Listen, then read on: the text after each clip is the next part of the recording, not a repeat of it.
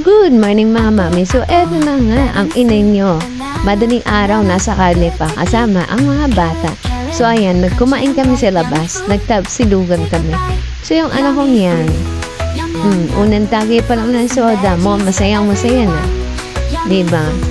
Tapang in-order niya kaya naman happy-happy yan. Diba? Pangalawang tagay ng bakina. Sige lang anak. Sobrahan na ata. Ito sa soft drinks. Magpapangatlong tagay pa siya.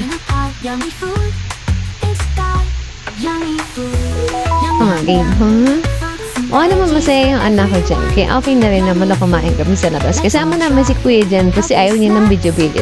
So yung anak ko hindi naman halatang gutom-gutom yan. No? Nagmami pa siya niya, no? Nagtapa na, nagmami pa. At hindi pa na kontento. Gusto pang kainin na natirang manok ni kuya. Sabi ko, tanto lang yan na kasi kawawa naman ng pusa. May nakita kami dyan tutubi. Yung anak ko yan, natatawa ko sa kanya. Kasi napatay ko talaga siya dahil sa tutubi, o diba? Maraming salamat po.